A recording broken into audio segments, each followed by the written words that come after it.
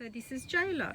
J-Lo is a warm blood mare. She's by Jive Magic, and I bought her to be one of my mares in my Spanish warm blood breeding program, which isn't going to be a massive program. It's just to breed a couple of lovely riding horses that will do me for the rest of my life, basically. Because I like the warm bloods and I like the Andalusians, and I felt that that was a good combination for me personally. Anyway, so this mare is a lovely riding mare as well, and I will end up riding her once I've got one foal out of her. But when she arrived, she escaped out of a paddock, and I found her that day after I got her, re-caught her and put her back into her paddock. She had a massive hematoma on her chest and also a massive swelling on her forearm, which went right up into the shoulder. Now, I actually thought initially that she'd been kicked by one of the other horses, because that's what it looked like, but I'm now of the opinion that she had crashed into a lot of fallen timber and consequently had impaled herself, which we didn't know about until today, which is about 3 months later. So just to give you an idea, what happened was she had an injury, a big hematoma in her chest, and also there seemed to be quite a lot of swelling around this section here, and this whole section, this forearm and the shoulder was quite swollen. Well, that's all resolved and that all went quite nicely, but what was left was this lump just here, as you can see. Woo, sweetheart. Woo, woo, woo, woo, woo.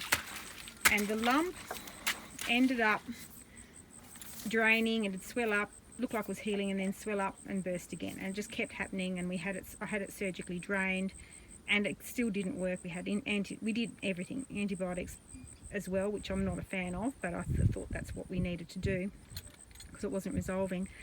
Anyway, as it turned out, it wasn't getting better, so there had to be a foreign object in there, which I didn't realise there was, because my initial thought was that the injury had occurred as a result of a kick, not as a result of a stick injury. So stick injuries are becoming a problem on my new property because I have lots of trees here, and we're in the process of trying to rectify that. So spending a lot of money trying to clean up paddocks and petition out areas of timber, which can be a problem. But anyway, we've just done the surgery. We did ultrasound first because initially we didn't think there was anything in there, but there was something in there, quite a lot of stuff in there actually.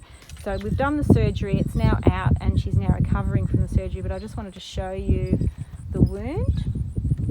So that's the wound after the surgery. It's open. I've left it open deliberately. I didn't want them to cover it over, because it will actually close over by itself, and it'll give it an opportunity to drain as well, like that.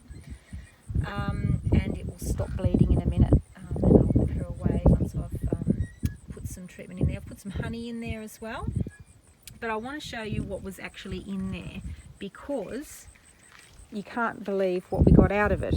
So what we got out was these 3 very large pieces. There's my finger, so you can see how big they are. That's my index finger. They're huge, aren't they?